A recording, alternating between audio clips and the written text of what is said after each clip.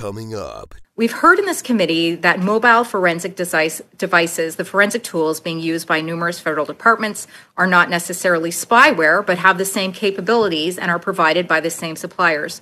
Do you agree, Minister, that this technology is invasive and violates the privacy of public servants and Canadians it is used on? I'm going to need a quick response. We've heard there are 635 IT middlemen that the Government of Canada does business with. Is that number correct?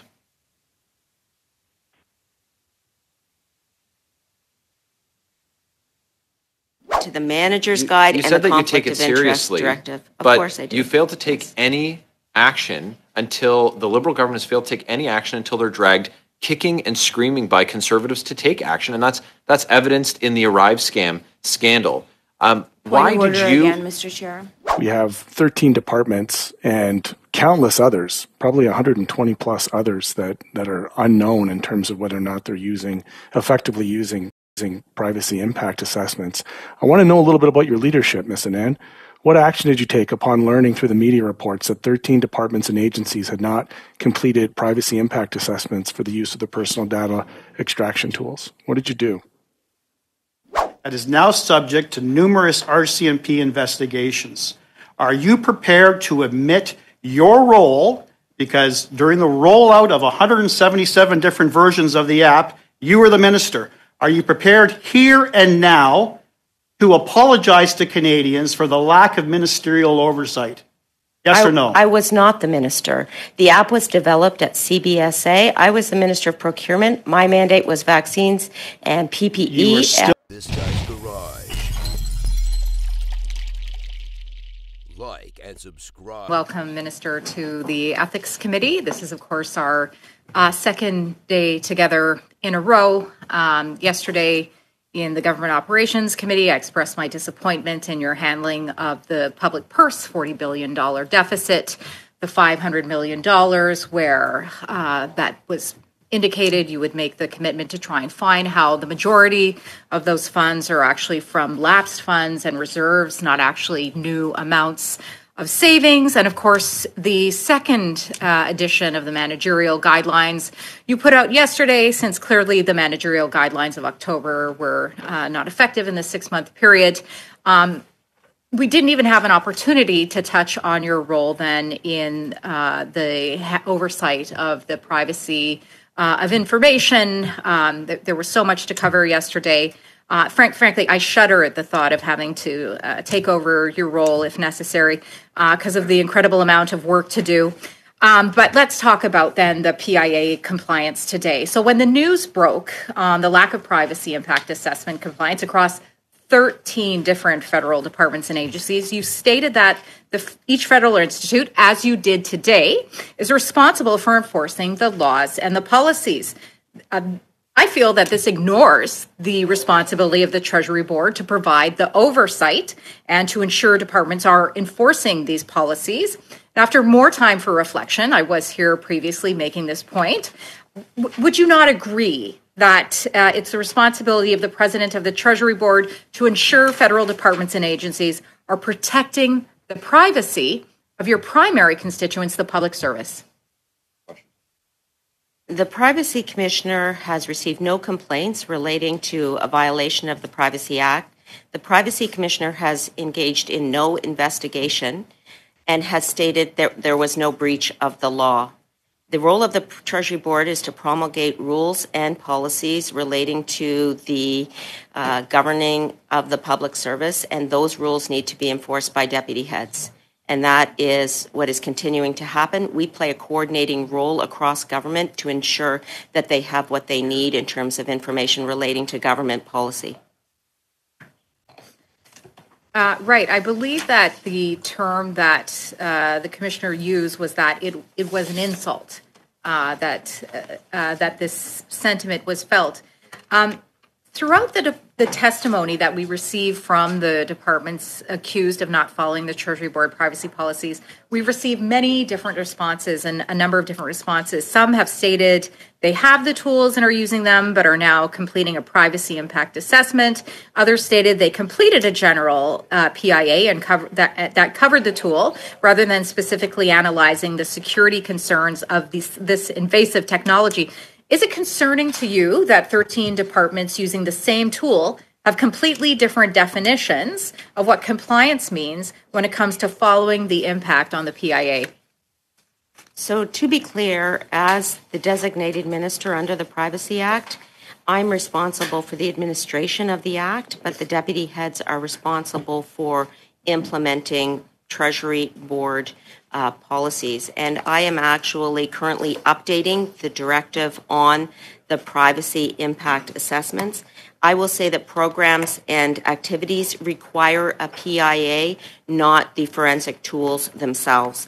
We have had a number of departments, in fact, a majority of those departments are conducting a PIA. We have reached out to them numerous times, as well as the Privacy Commissioner, and my CIO, Dominic Rochon, can add. Thank you, Minister. I'll just add that indeed, with regard to the 13 departments in question here, we followed up with all 13 of them. There was a different setup with regard to the programs and activities in question. Most of them actually had PIAs. Then there's a question of whether or not they updated those PIAs at different moments in time when it was apparent that they took on new tools. And so we're getting that information, and I think out of the 13, 3 departments, for example, CRA, had a PIA for their activities, for their program, and had also flagged that they would be using forensic tools, so that was fully compliant. In other instances, the PIAs, there was a decision made that it did not require an update. There were a couple of departments there, the Competition Bureau, CRTC, for example. And then in other cases, departments have said, out of an abundance of caution, we're going to actually update our PIA. Thank you, Mr. Rochon, for that. Madam President, you say you're responsible for the administration of this, but not for. I just don't understand how this doesn't imply that you have complete responsibility and oversight as to ensuring. How can one have responsibility for the administration yet not have the responsibility to ensure that the proper documentation is completed for the protection of Canadians and their privacy? I'll try and get another question in briefly, Chair. I know my time is coming to an end. We've heard in this committee that mobile forensic devices, the forensic tools being used by numerous federal departments, are not necessarily spyware, but have the same capabilities and are provided by the same suppliers. Do you agree, Minister, that this technology is invasive and violates the privacy of public servants and Canadians it is used on? I'm going to need a quick response. There was no violation of the Privacy Act, and the Privacy Commissioner did not launch an investigation and receive no complaints. There was no violation of the Privacy Act. This is a directive, correct, from the Treasury Board to ministries? That's right. And yet the culture was, the general, I'm going to say, the way that I viewed the testimony of many of them that came before this, is that they treated it as almost being optional. How, as the president of the Treasury Board, suffices to say you've already kind of delegated the authority to the ministries, but how do you, as the president of the Treasury Board, intend on ensuring that your directives are adhered to across the whole, range of departments and agencies? I want to specify that PIAs are not mandatory. They are basically a checklist that deputy heads can go through to make sure that personal information is being protected. My role relates to the Privacy Act as a whole, and being the person responsible for the administration of the Privacy Act. That's going to include issuing policy requirements to which departments must adhere. And as I said... Ms. Mann, respectfully, so it's not mandatory? So you're just suggesting that they do privacy assessments? It's not a directive? It's not within the mandate of departments to do this? departments have to respect the Privacy Act. That's the role of all of us. So make sure PIAs, that personal information is protected. Are PIAs And part of the Privacy Act? I'll ask Dominic Rochon to. I would prefer that you answer the questions. Sure. Is a PIA not included in the Privacy Act? The PIA is not mandatory. It is part of the directive of the Treasury Board. The Privacy Commissioner provides advice and information to us. So when you send directives, it's not mandatory? Help me understand that. Directives are mandatory, but it provides circumstances in which Treasury Board tools should be implemented. So every single item in the directive provides guidance to departments, and then departments can choose to. I'm going to cut to the chase with 2 minutes left. We've worked together long enough to know that I'll cut right to the chase. I am watching with interest that it seems like in your reflections you're going to be modernizing it for the Treasury Board. We heard in testimony from departments that if it was mandatory, there'd be clearer guidelines. So let's just cut to the chase. Will you be making privacy impact assessments mandatory on a move-forward basis to ensure that the privacy of both not just Canadians, but also those that are employed in the federal service are protected by not just directive, but by through mandatory privacy impact assessments? Are you going to legislate this and make it part of the regulation? This is not legislation. PIA directive is through the Treasury Board. Okay, it is not legislation. I will say that we are in the midst of updating the directive. We are considering a number of avenues. Regardless, I expect compliance, and I will be reviewing the directive to ensure and strengthen this. I just need a straight answer from you, Ms. Anand. We're in the process of updating it, and I'd be happy to come back and talk to you once this directive is updated. You're the president of the Treasury Board. You can make that statement right now and say, yes, we're committed to going forward so we don't end up back in this mess. The Privacy Act is also looking at changes right now, so we are coordinating with Minister Virani and the Privacy Commissioner about how to ensure compliance occurs. Those discussions are ongoing. It is not my style to rush into making major changes into the directive or suggesting such changes in the law, but we are taking our careful time to make sure that we get this right. And as I said, it's just a few months away, and we will be issuing a revised directive. We're going to pick back up on this Okay. conversation. I'd ask that you not Thank you. The question is very straightforward. We've seen, and I'm certain that you're aware of the issue of companies that are skimming 25 and 30% off at multi-million-dollar government contracts, two-man operations like GC Strategies and Dalian, Cordex, the list goes on. We've heard the number is 635. Is that number correct? Companies like that. Dominic? I can only confirm that PSPC, I think, is the one that came up with this number. I'm not sure that's the specific number, so I can't confirm for sure. What's the number you have, sir? I don't have a number specifically on that, but I do know that the OCG is doing a horizontal audit, which I think both ministers announced yesterday, looking into the issue, as well as PSPC. So you don't know, Minister, is the answer. I announced a horizontal audit yesterday, so I will find out. The three companies identified for fraudulent billing yesterday, were they involved in ArriveCan? And that is being run out of PSPC. I do not believe, but I cannot confirm. And I know that I'm under oath here, so I'm sorry that I cannot confirm that. Do you know the names of the companies? I do not. How many more companies have been identified for fraudulent billing? That is you can not just leave information. your mic. They'll turn it on for you, Minister. That is not information that has come to me as president of the Treasury Board. So you don't know. So yesterday's announcement said that was the first wave. That $5 million of fraud was just the first wave. Point of order, Chair. Go ahead on your point of order, Ms. Khalid. I know that you've been very judicious in talking about relevance, but I do really question the relevance of this point of this line of questioning here, Chair. Well, I'm going to allow Mr. Barrett to continue with the floor. I heard what Ms. Kuzi had to say, and I'm sure Mr. Barrett will bring it back to where he needs to go. Mr. Barrett, you have the floor. Go ahead, please. I did stop you. We heard in yesterday's announcement that $5 million of corruption was just the first wave. So that implies that it being the first, that there's more to come. So how many more companies have been identified? I think it's important to note that we are taking this extremely seriously, referring cases to the RCMP whenever fraud is uncovered, and that is exactly what we will continue to do. And I, as Treasury Board President, do not have the jurisdiction over the referral of those cases. I introduced the horizontal audit that we will be undertaking, Minister, an update to the manager's guide, you and said the that you conflict take it of interest seriously, directive. Of but course I do. you failed to take any action until the Liberal government has failed to take any action until they're dragged kicking and screaming by Conservatives to take action, and that's evidenced in the Arrive scam scandal.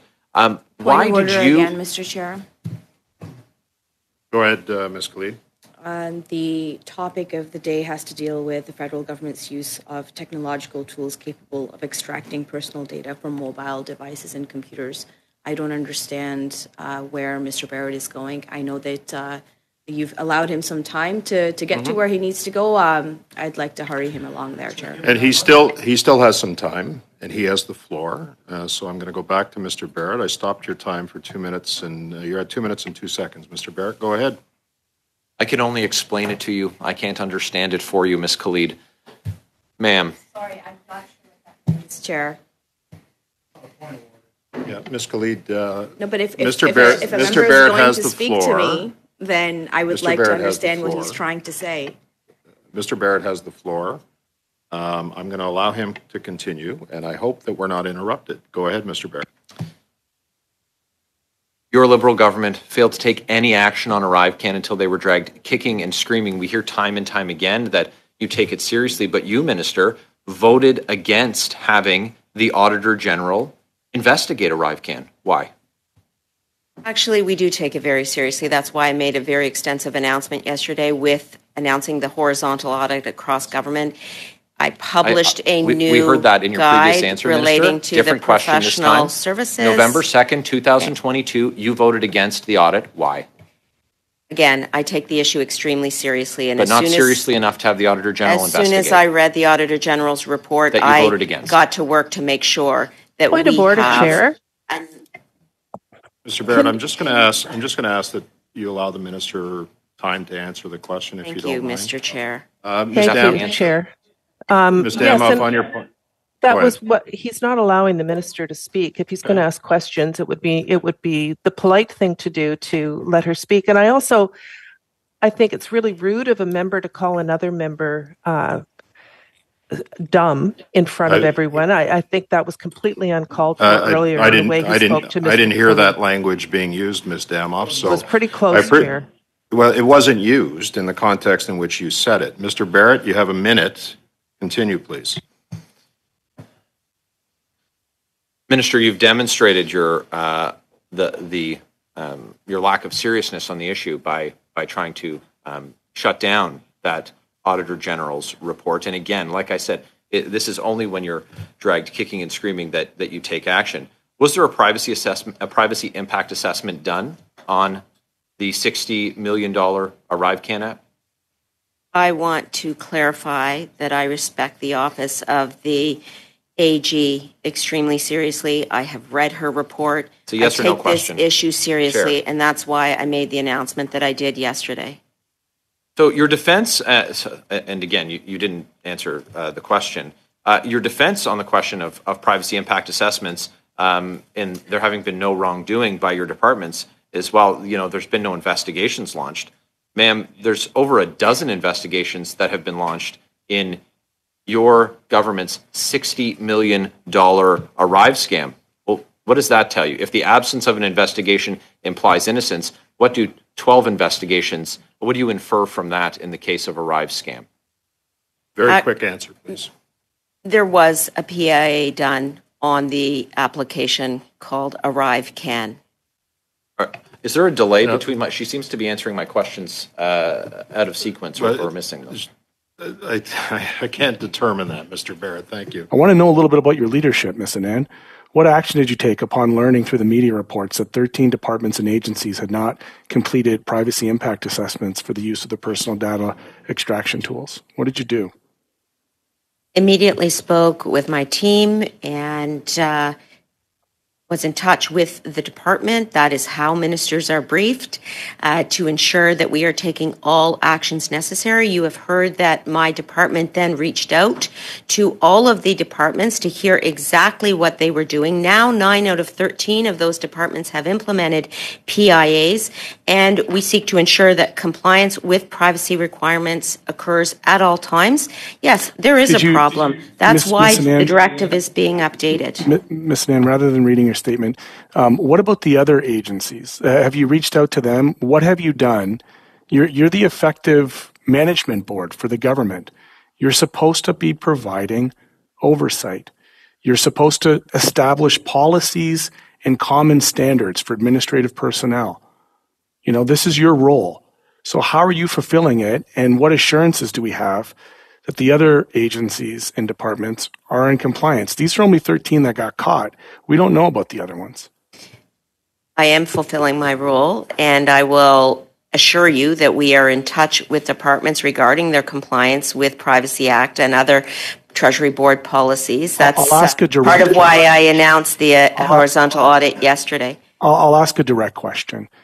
Have you, to this date, been in direct contact with all departments and agencies regarding privacy impact assessments, particularly as it relates to the story that broke on the 13 departments? Have you reached out to everybody? With our team through annual reporting. Dom, could you fulfill that? Very quickly, because I'm respectful of your time. Departments and agencies are responsible for providing personal information banks for all their programs and activities. Respectfully, sir, the question was to the president. The president did not answer it. It just was as simple. You just said, like, take responsibility as a president. Did you reach out to everybody, Anita? Yes or no? It's that simple. If it's no, then it's no. Okay. Minister, quickly. Yes, the department has been in contact. Thank you for the question. It wasn't that hard. Yeah. Thank you, Mr. Green. Mr. Brock for 5. Go ahead, please. Thank you, Chair. Minister, privacy is extremely important to Canadians and public servants, but so is safeguarding the prudent use of taxpayer funds. Federal spending on outsourcing increased to $14.6 billion last year, which is 74% higher than when the Liberals under Justin Trudeau promised in 2015 to cut back on the use of external consultants. We now have evidence that the ArriveCan ballooned to at least $60 million. What you announced yesterday with your colleague, Minister Duclos, in my view, is only the tip of the iceberg, because Minister Duclos confirmed yesterday that the 3 companies in question that fraudulently billed taxpayers $5 million had nothing to do with ArriveCan, which brings into the broader question of that $14.6 billion in outsourcing. How many billions of dollars, how many millions of dollars more in fraudulent contracting schemes are out there? I know you talk about advanced data analytics, and this is how you uncovered the data. But the government always had this data capability. So the biggest problem that Canadians have with your government, Minister, is you're very reactive as opposed to proactive. One company alone had built 36 different federal departments, billing for the same hours in a given day. Why was that not detected in 2018 when they submitted their invoices with your advanced data analytics? Why wasn't that caught, Minister? I want to specify that the Treasury Board did not have any involvement with the development of the ArriveCan Act. I'm talking in a broader sense. Why wasn't the government able, with the capabilities of data analytics, to capture this in 2018 when it happened? The app was built on an emergency basis under exceptional circumstances. And the Auditor General basically said that a pandemic and the urgency does not mean you throw out the rules out the window.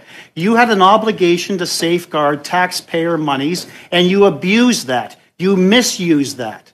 So what assurances do Canadians have that we're going to get to the bottom of the millions, if not billions of dollars. Respecting. Let me finish the question. What assurance can you give Canadians that you're going to actually follow up, you're going to identify these companies, you're going to refer it to the RCMP for possible investigation and criminal charges? What can you say about that? I agree with the findings of the Auditor General's report. That is why I published yesterday an update to the Manager's Guide on professional services. I have also tabled through a series of estimates that we are reducing our reliance on outsourcing, including in the estimates prior to the holidays, $350 million in outsourcing contracts being reduced. Furthermore, reductions in the recent estimates that I have tabled to about $900 million in total. So we are working on continuing to reduce our reliance on outsourcing. That is something I take extremely seriously, and that's what I emphasized in my announcement yesterday. Minister, your former role, one of your former roles, was Minister of Public Services and Procurement. You held that role from November the 20th, 2019 to October 26, 2021. I had before me the mandate letter that Justin Trudeau sent to you, and I'm going to read out various passages. I expect us to continue to raise the bar on openness, effectiveness, and transparency in government. It also means humility and continuing to acknowledge mistakes when we make them. Canadians do not expect us to be perfect. They expect us to be diligent, honest, open, and sincere in our efforts to serve the public interest. Your leader, Justin Trudeau, has been anything but apologetic. So, I'm going to give you the opportunity, Minister. It's plainly obvious to Canadians that that wasted $60 million on an app that was very ineffective, that didn't save one Canadian life, that is now subject to numerous RCMP investigations. Are you prepared to admit your role? Because during the rollout of 177 different versions of the app, you were the minister. Are you prepared here and now to apologize to Canadians for the lack of ministerial oversight? Yes or no? I was not the minister. The app was developed at CBSA. I was the Minister of Procurement. My mandate was vaccines and PPE. You were still part of that, according to the Auditor General. Are you prepared to apologize to Canadians? I was not the minister. Are you prepared to apologize to Canadians? Point of order. Thank you, Mr. Brock. That concludes your time. I appreciate that. That is appreciate incorrect. That. Thank you.